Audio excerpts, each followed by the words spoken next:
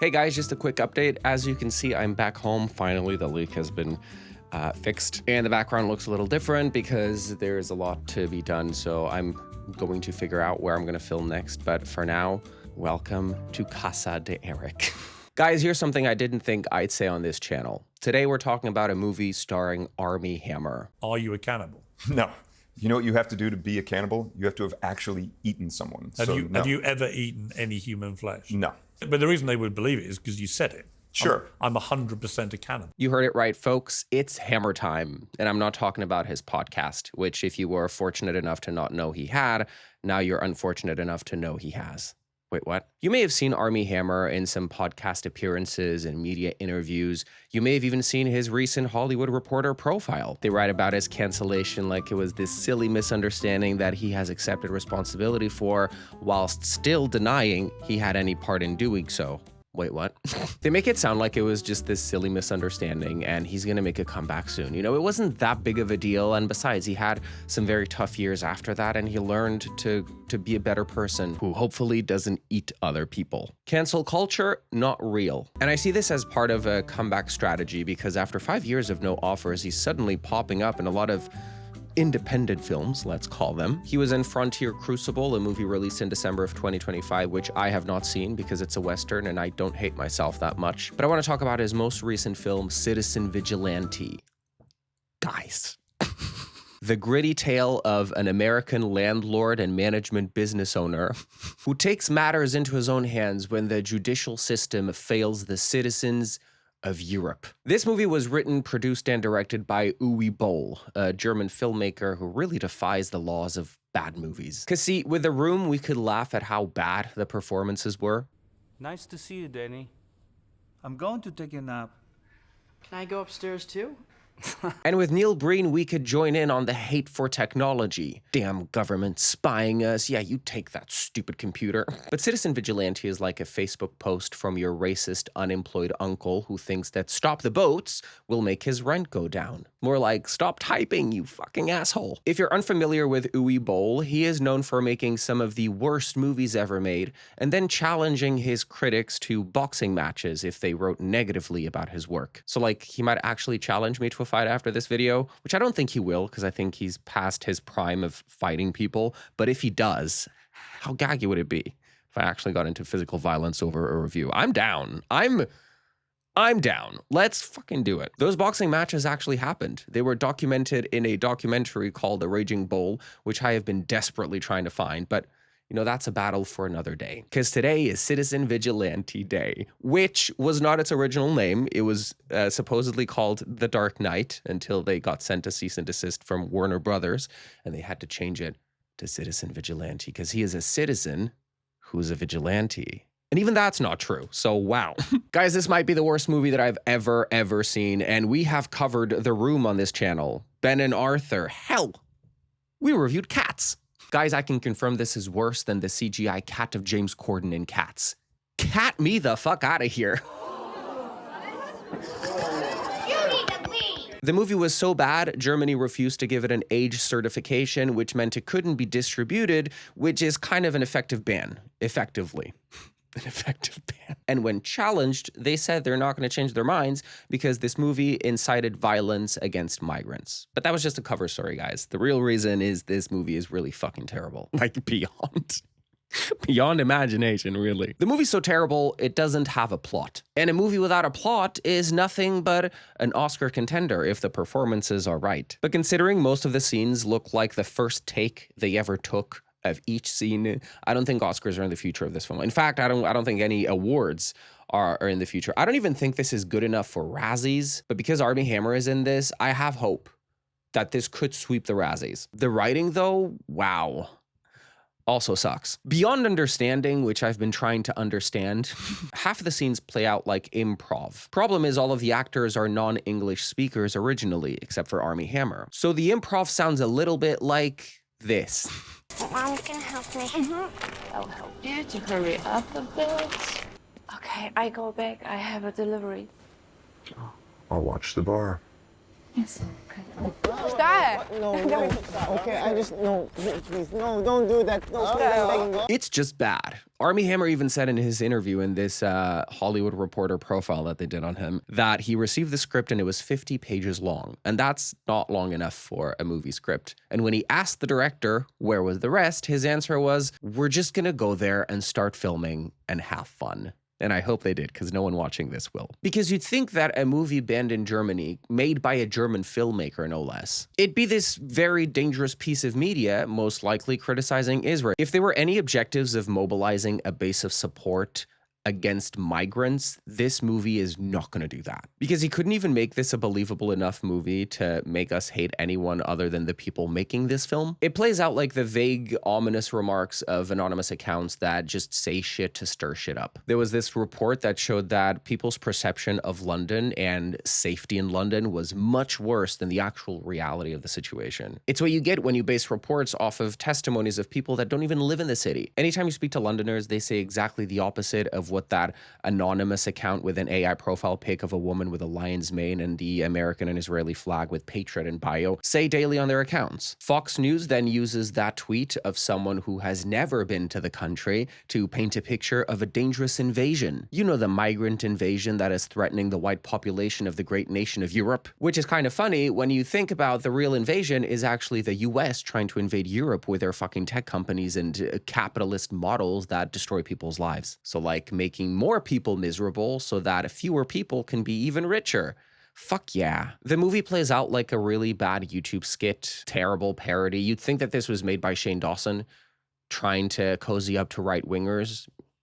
But why don't I go through the plot so you can really understand the moral panic caused by anonymous bot accounts on X? Cause see, this may have been written and directed by a German filmmaker, but plays out like it was written by a racist unemployed American pensioner who never set foot outside of his hometown, population 500, but somehow believes that London has been overrun by Islamist extremists because the TV has been stuck on Fox News for 30 years. And if that sounds like the idea of a good time, why don't you go ahead and subscribe down below if you haven't already, and get yourself a snack, a drink, sit back, and boy oh boy strap in, because today's serious business. Just try and enjoy the car crash. Someone has to, hopefully.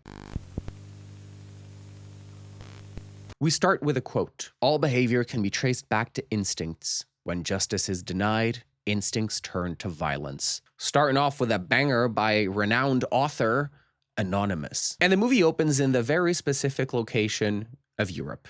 That's it. That's all the information we're given. The entire film, it's Europe.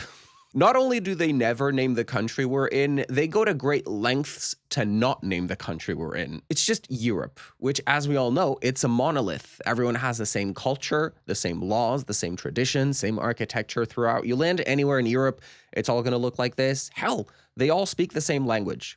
English with a European accent. Which European accent, you ask?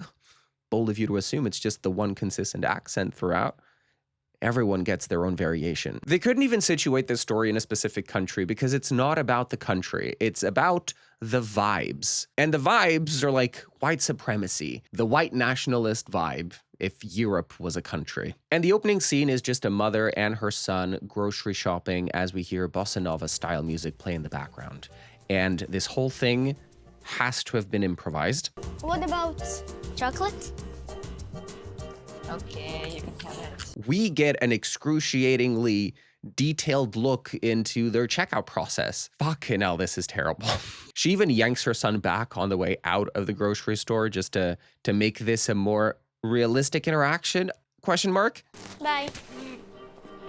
Bye-bye. Bye. And speaking of bad improv to kill runtime, one thing about this movie, there's a lot of burning footage. And what I mean by burning footage is just fluff.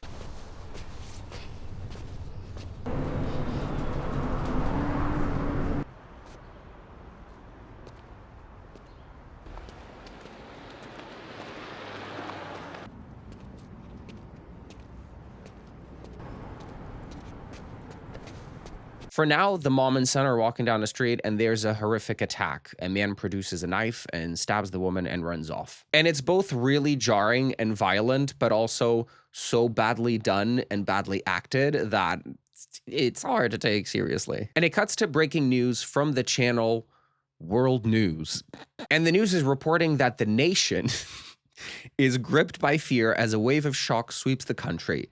Which nation, we'll never know. But my best guess, Europe. The news reporter sounds really breathy and like she's really trying to do a British accent. And they're reporting that a woman has been killed by another suspected undocumented migrant. But in a twist that has captured the imagination of the public, hope doesn't rest in the hands of government officials or law enforcement. instead, it lies with an enigmatic figure. The vigilante citizen is delivering a brand of justice that some believe the authorities have failed to provide. They then take to the streets to ask people what they think of this shadowy figure that has done unspecified actions that have granted him this reputation. And it cuts to a woman giving an interview saying that he is a real hero. And then she says, you know, we work, we pay taxes. And for what? To help all of Africa. I mean, if we're going to talk about Europe like it's one place, right, we might as well talk about Africa like it's another one place. Turns out people all over Europe, wherever they may be from, are all praising this man. They're seeing in him the answer to all the crime that the police is not dealing with. And now even people outside of Europe are posting in support of this anonymous man. This American woman says that he's exactly what the US needs because he's taking out the trash. Yes, the US, where people can buy guns like it's chewing gum at the store, really need this vigilante, a man walking around dressed in black, looking constipated. And my favorite facet of this film is the editing. Because when you film without a plan, it's up to the editors to fix the bullshit. There's a lot of shaky camera movements, different angles and shots to give this a gritty feel and also make you feel sick. The color grading is ugly as sin. Jesus Christ, look at that room. A neon green. As we'll come to learn, the name of this vigilante is Sanders, and he is an American citizen who owns a landlord and management company. Notice I say American citizen and not Europe citizen. His mom died when he was young, and his dad shipped him off to boarding school because he didn't want anything to do with him, and that kind of explains his personality. He's very full of himself, has a very, grandeur, savior air to him. Does that make sense? He talks about himself like he's this righteous hero, delivering a brand of justice that no one else dares to. He's the only one who has the courage to do it. He says it several times. Remember, I do this until you learn how to do this yourself. A statement that if you take seriously, I'll have to assume you're brain dead, which is also not an impossibility. So wow, we really found ourselves in a conundrum, huh? And Sanders says this in his manifesto, which he records in this, again, disgusting room. He says, your country isn't doing anything for you, but he never specifies which country. So we're just gonna have to assume he's talking about the great nation of white Europeans. If you think about it, this movie was made specifically to appeal to Americans because it's got a zero basis in reality. No facts were used in the making of the inspiration of what originated this story. He read threats posted by dumb Americans who've never left the country, and he thought, I'm gonna make a movie based on this, and they're gonna eat it up. This is gonna be my comeback onto the global stage of filmmaking. And then the only person that watched this was me. And the movie plays out like the movie doesn't know what it wants to show you next. It's unsure, so it starts killing time in the most random sequences. There's one specific montage where he's working out, and I kid you not, I counted, okay? I watched 35 seconds of footage, 35 seconds. And there's this shot of him doing this exercise with the bar, and he does it twice. I want you to write down below in the comments right now how many times you think they repeat this quick shot in the time span of 35 seconds. Go, lock in your answer. Okay, all done. They show this shot 15 times. 15 fucking times in 35 seconds, mind you. And when they're not showing this shot of him doing this, they're showing shots of him doing that. And they show that 5 or 6 times as well. All intercut with these 3 big dudes arriving at an unspecified location because they are there to collect money that someone owes them. Who owes them money? We don't know. What do they owe them money for? We will never find out. But these 3 men walk into a room and it's all dark and they're ambushed by the vigilante who shoots them dead. And not a single bullet hit the doors or the walls, as we can see by the pristine condition they were left in. And World News then gets a statement from Interpol Regional Chief Henry, who is leading the initiative to apprehend this vigilante. Interpol Regional Chief. What the fuck does that even mean? Also, he was in Saw, the movies. Remember him? In real life, he's Australian. In this... I am here to support local and federal law enforcement. Unspecified European person with his very unique accent that no one else in the movie has. But his statement is even funnier. I'm gonna have to read it verbatim. The investigation is leading to the possibility of an international terror cell that is against democracy. And it is not impossible that this terror group is a movement supported by Russian and/or Chinese government institutions that are not only active online, but already active on the ground, fighting our countries in the EU and the USA. So much to go through. First, I'm surprised he didn't say Russian and/or Chinese and/or Iranian, because that's like the trifecta of USA enemies. But also, why are we saying EU and not Europe anymore? Like, which country am I supposed to be following, right? I mean, this really is American and British propaganda delivered through a German filmmaker, and it's all delivered to an audience of me, myself, and I, because who the hell else is gonna watch this shit? The fact that they even set this film in Europe just goes to show that it's cheaper filming a movie in Croatia than in the US. They were after one vigilante, but now they're talking about it like it's a terror cell of international influence. Because everyone in this film is fighting terrorism if you don't think about it for too long or even at all. And the initiative to capture this one vigilante, who for all intents and purposes has yet to do anything, his manifesto has not come out, he hasn't committed any crimes, but the initiative to apprehend him is a massive military armada full of armed soldiers with a shit ton of guns. And at this point, I became very confused with the order in which the scenes are playing out, because Sanders keeps jumping from place to place. So many shots of him just playing with guns, reloading and reloading that shit. They have 3 shots of him playing with guns, and they run that shit for like 10 minutes total. And the movie's not even 90 minutes long, so we really are stretching the concept of movie here. So I'm gonna do my best to explain his first act of vigilantism. He's on a bus. 3 teenagers walk in. They refuse to pay for their tickets. The bus driver stops the bus. He refuses to drive until they all pay him. €1.50 a ticket. And the teenagers are like, no, we're not paying, drive. Didn't I tell you to sit down and drive the fucking bus? In this unspecified location in Europe. So Sanders gets up, approaches the group and says, gentlemen, everyone on this bus has somewhere they have to be. And for some of us, it's urgent. So please resolve your issues and go drive the bus. But the driver refuses until everyone pays. So Sanders pays for them. And the driver literally says, 150 times 3, 450. There you go. Let me just give you a change. Keep the change. all right, this is not fucking America, it's a bus fare. Get your change and shut up. He then sits next to them and he gives them a very important, very deep life lesson. If you get onto a bus and you don't pay for your ticket, if you go to the movie theater, if you grab a banana at the grocery store and you don't pay for it, eventually the cost of everything will go up. If 10% doesn't pay, the cost will go up 10% to cover the loss. Oh, what a luxury it is to blame poor people for the fact the economy is shit. What a luxury it is to believe that it's migrants and refugees causing prices to go up and not billionaires hoarding wealth, you asinine c***. The kid then reaches for his pocket, but Sanders puts a gun up against his torso and is like, no, you may not know this, but today is the luckiest day in your life, believe me. And the kid has the same facial expression throughout. Like, the acting was really phoned in here. He's just chilling. He's like, yeah, man, shoot me. I don't care. Oh God, someone shoot me. So like, the first act as a vigilante was paying for these kids' bus tickets. Dangerous guy. Then he visits a woman in the hospital, a woman that has been badly raped and beaten. And he sits next to her and he asks her what she wants. And another example of them just burning runtime, he's like, what do you want? Who are you? I'm just here to help. What do you want to happen? What do you mean? The man who did this. What do you want to happen to them? I'm like, did we really have to ask that 3 times to get to... And the woman says she wants the men to end up in prison for the rest of their lives, which sounds sensible enough, reasonable enough. And then he goes on a mini rant about how that's actually really bad because she's going to have to go to court. They're going to call her a liar, discredit her. And meanwhile, the men will probably do that to more people. Is that really the justice that you want? She says no, and they hold hands for an uncomfortable amount of time. So he still hasn't done anything wrong.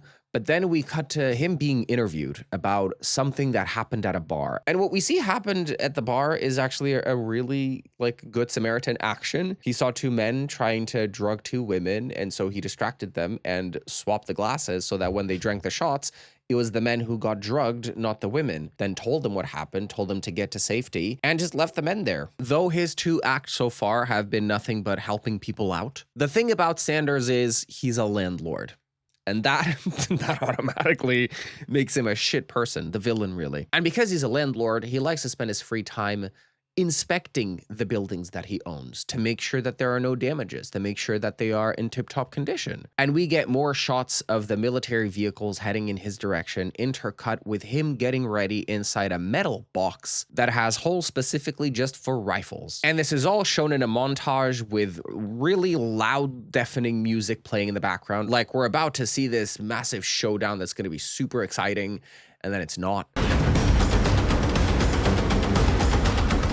Just a loud distraction to distract you from what's happening on the screen, which is distracting enough as is. What are we doing? His manifesto continues and he tells people, the people listening, the people watching, that governments and courts and police didn't fail them because they were never put there to protect them.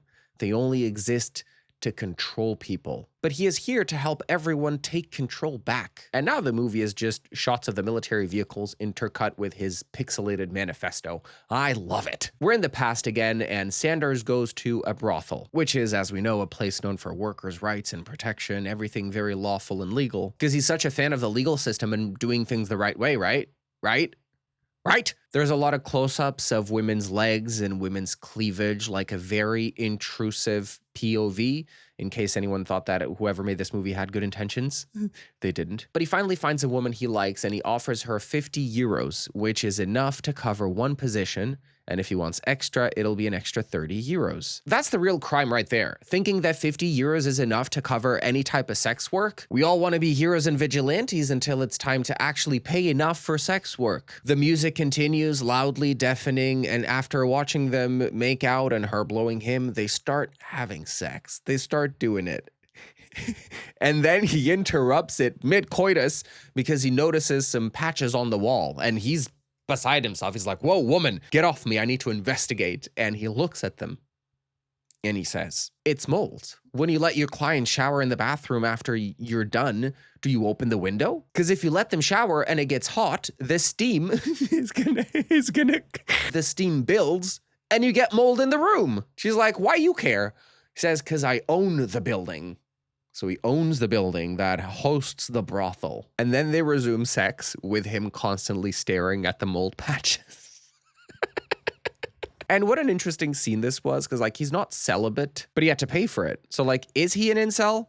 Like if he didn't pay for it, he wouldn't get any, I don't think. I don't think anyone would want to, like, my God, 2 words out of this man's mouth and... But also the fact that he interrupted the act to look at the mold patches and take care of his property, that's a real businessman. That's a real businessman who understands the hardships of maintaining financial stability in a volatile market. Yeah, let's go with that. There's another news report by World News, this time talking about the risks associated with immigration outweighing its benefits and that it's time to rethink their policies, the policies in Europe. Because again, it's a monolith. They all have the same policies. Just one big, beautiful country. See, World News is not a media company as much as it is just the vehicle through which the director voices his opinions. The news reporter is saying what the director truly thinks. We're back to the soldiers and they have finally reach their destination after so many shots of the vehicles just heading somewhere. And they break into the house where he's hiding only for him to give them a warning from inside the metal box. He doesn't want to kill them. He just wants to do his job and they're making it more difficult. And this is their last chance to leave. And they don't. So he opens fire and he starts killing all of them one by one. And the shootout scene has once again bossa nova style music playing in the background. Why? He was really trying to make this a comedic scene. I can tell. I can smell it. And it smells like bullshit. And then my favorite scene, which might be in the past or in the future, it's not clear, but wow, my God, this is where the hypocrisy really slaps you in the face. Sanders shows up to his landlord and management company head office to do a surprise inspection. And the guy there, the manager of this location, I guess, says that he's been using his office to conduct some private calls with residents who aren't paying their rent on time. And the average amount of people that don't pay their rent on time is about 10%. And Sanders says that if it's always the same 10% not paying their rent on time, he wants them evicted immediately. But the manager reminds them that this is Europe, and Europe has laws. They can't just kick people out of their homes. They have to first request an eviction notice from the courts, which can only be done after 4 weeks of non-payment, and that eviction notice then gives them 7 months to kick the person out. Sanders is appalled. He's like, what, so they can get to live 7 months for free? Always love it when Americans move to Europe and they realize that there is actually laws that protect people in vulnerable positions, which is what America is trying to undo now. Yeah, the US is like, no. We don't want European people getting rights and support from their government and socialist solutions. We want everybody unfucking happy. Sanders then goes on about how he's got 3,500 units, which bring him 50,400,000 euros annually. And 10% of that is 5,040,000 euros that people are stealing from him. It's theft. Yes, he is owed all of that money for doing no fucking work. That's the beauty of a capitalist system, you know? You can just own buildings and become entitled to people's livelihoods, or you get the privilege of kicking out 350 families because they owe you that money for all of the labor that you don't do. It should be illegal for people to profit off of other people needing a place to stay, needing a house. You know, if you want to buy a luxury home with all of your money, then go ahead, go for it. But for people to make a living out of owning property and getting paid by people who need a place to live, and then they hike up the prices to increase their profits, and they never take care of the properties that they own, oh wow, hell is not enough punishment for y'all. Property, real estate developers, you're all gonna burn in hell for eternity. Again, I'm not talking about the luxury housing market. Y'all do whatever you want with your millions and billions. But we're talking about social housing and affordable housing. Because see, Sanders then shows this guy, this manager, some damage to a building that he owns. And the manager's like, oh, we can get that fixed straight away. But Sanders says, no, not in a building as big as this one. Just make sure it doesn't collapse. Oh, I'm sorry. You want people to pay rent on time, but you won't fix the issues at the properties? Huh. Where have I seen this before? Well, yeah, landlords are leeches and parasites. Because you're complaining that people don't pay their rent on time, but you don't even do the bare minimum to maintain the standards of quality of their homes. And then has the nerve to complain that the plumbing in his luxury villa hasn't been completed yet. So Sanders is a prick. But there's more. Because the manager then says tax officials have been investigating his holding companies. And that raised a few questions because, and get this, he's not a citizen. He didn't even enter this country legally. Guys, he's literally an illegal migrant complaining about illegal migrants committing crime whilst committing crime as an illegal migrant. Ah! If you didn't think that racism was the whole basis for this movie before, well, now you know. Because why are we taking advice from a white illegal migrant on how to treat illegal migrants? Huh? Because the government now wants to seize empty units for social housing to house migrants. You know, social housing units that are empty. But Sanders says, no, they can't seize them. We can rent it to the government at full price. But the manager reminds him once again, there are laws. And Sanders replies in the most American way possible, my lawyers will deal with it. And the guy's like, actually, the lawyers can only do so much. I really would advise you to comply. Because again, you're an unregistered citizen. You don't live here. You don't pay taxes. What the fuck? Just own up to it and they'll even give you citizenship. But he says, oh, you silly little f***. I'm just an American. I'm just here on an extended vacation. This is what I mean when I say that he couldn't even be competent enough to make this a movie worthy of not giving an age certification to. Like, this movie's not worth banning. Like, what was the thinking behind this weird logic of an American delivering this justice? I can tell you the thinking behind it. This was designed for American audiences. Because now they're going to see one of their own, a righteous white American who's in Europe delivering justice to help other fellow white people against the illegal invasion of illegal migrants. And it just goes to show you that they don't see illegal immigration as illegal immigration. They see illegal immigration as non-white person moved to my country. We need to get them out. Like, it's racism. It's like this was written by Laura Loomer and produced by Ben Shapiro and executive produced by Sean Hannity. It's like all the bad shoved in one movie. Then on his way out of the office, he looks around and says, it smells like a nursing home here. Get more fresh blood. So now he wants to fire older people because he doesn't like how old they are, even though they are still doing their job pretty competently. You can't just fire people in Europe because they're old and you don't like the smell of them.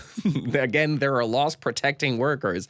God, the contradictions in the script are just astonishing. Like, nothing makes sense. First of all, both victims and perpetrators alike in this film are all immigrants because they're all speaking English with European accents. I'm just assuming they all live in the United Kingdom. What are we doing here?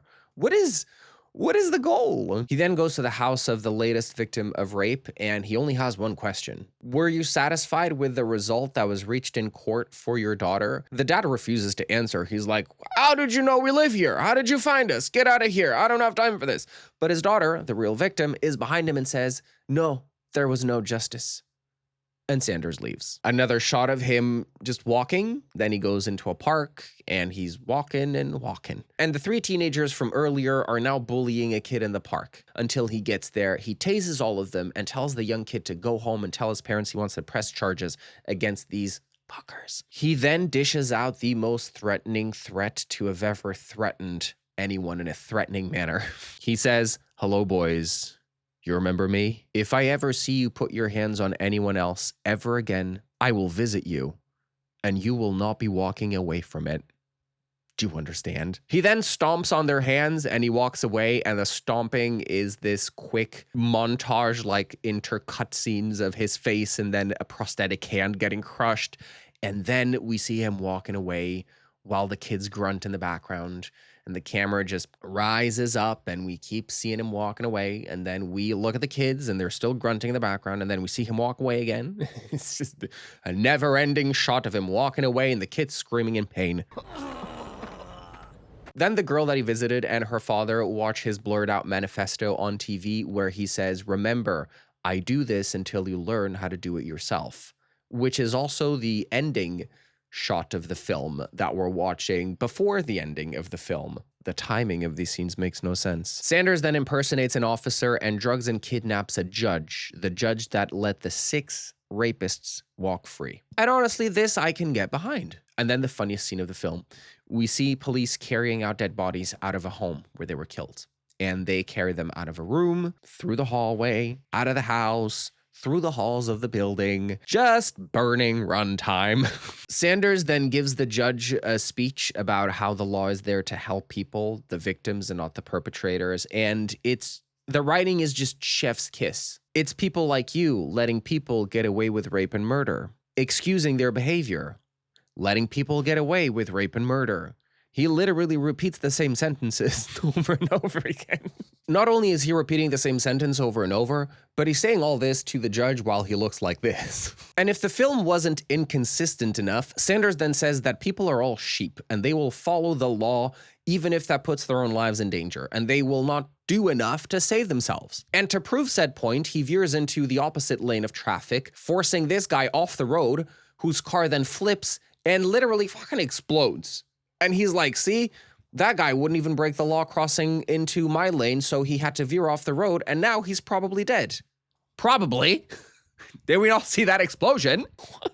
But also, I'm sorry, what kind of brand of justice is this that we literally killed an innocent person just to prove a point to a judge that we're gonna kill anyway? What? But also, what kind of point are we making? Because we're a vigilante because people break the law constantly, they don't care. But now we're saying that people just follow the law too much? He takes this judge to a remote location and plays the interview that he gave outside of the courthouse, which is quite shocking. In the interview, he said that the perpetrators of the rape, the 6 boys who raped the 14-year-old girl, were just as much of a victim as she was because the society had failed to integrate them into the new society. They failed to integrate these migrants.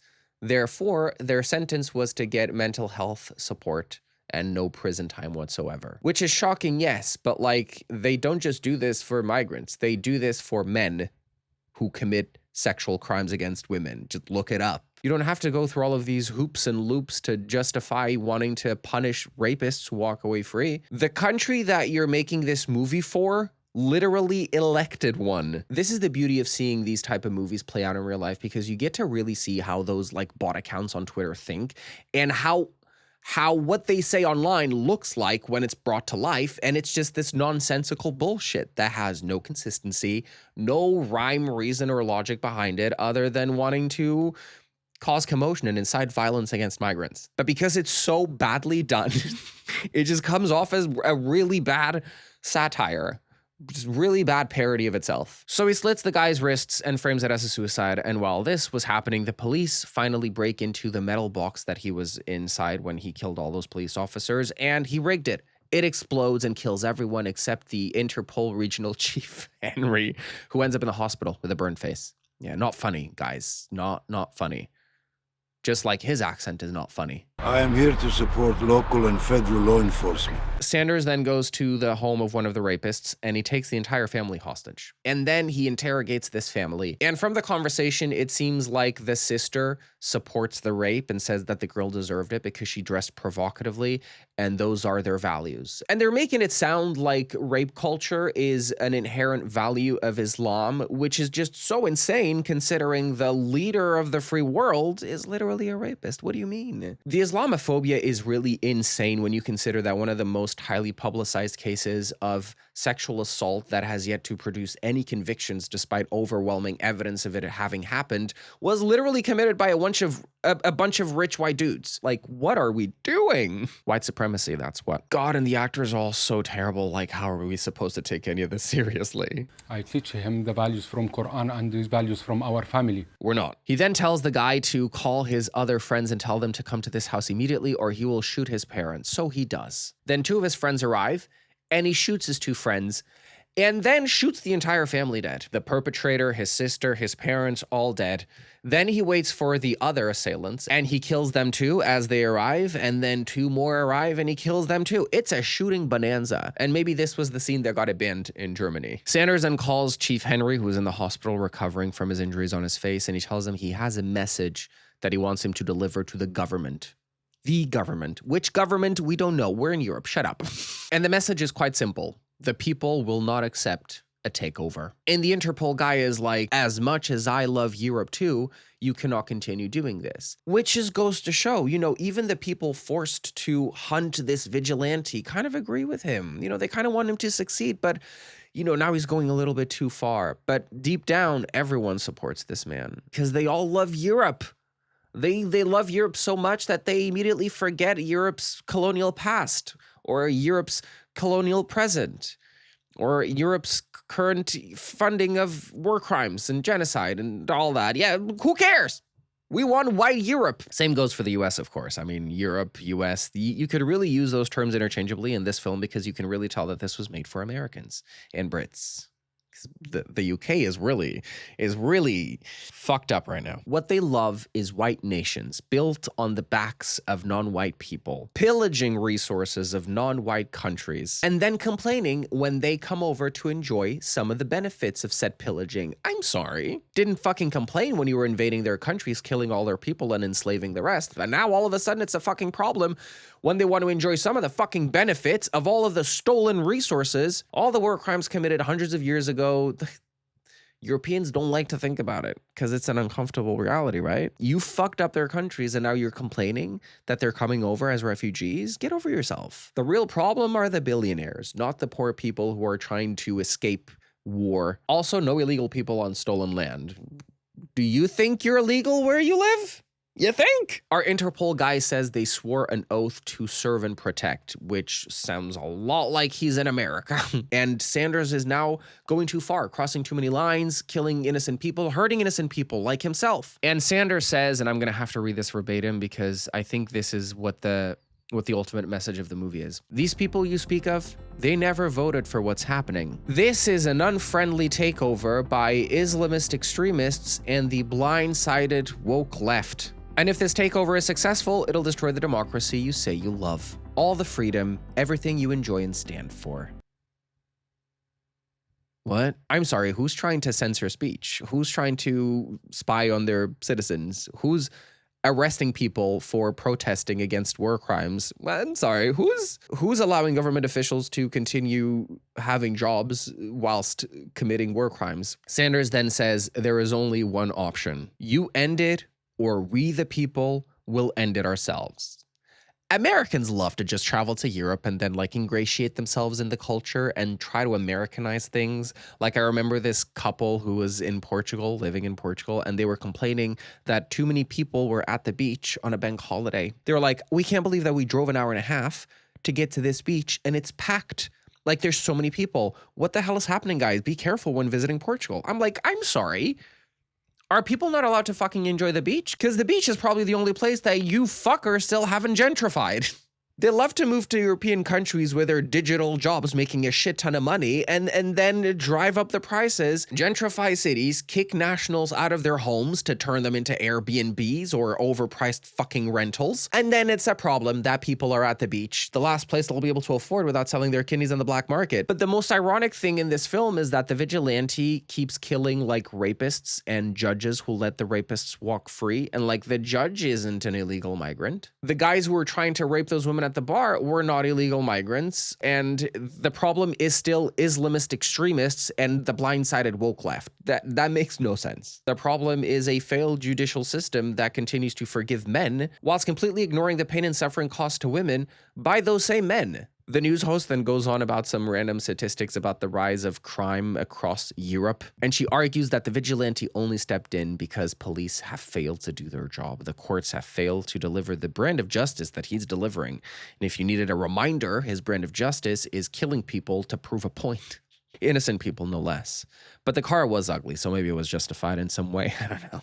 And then they start broadcasting his manifesto for some reason, and we're back at the home of the victim and her father, who now see that all of the rapists are dead, including the entire family of one of them, and she holds her dad's hand. She's finally happy with the justice that was served.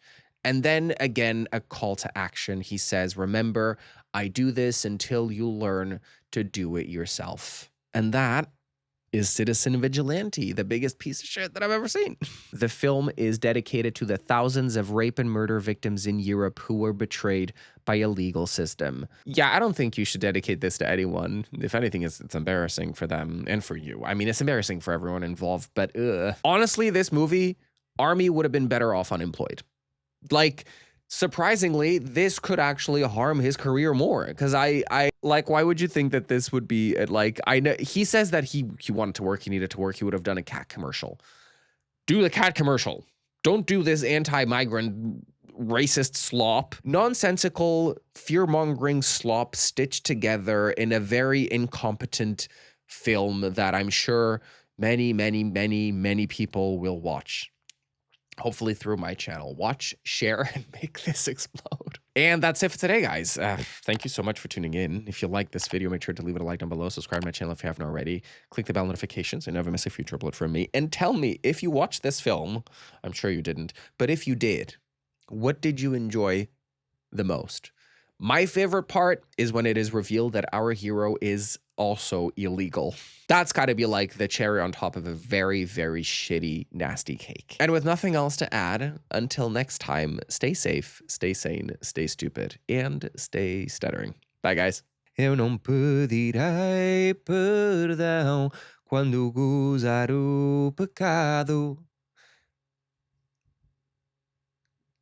Gozar o pecado. O que eu falo é... I don't know the lyrics.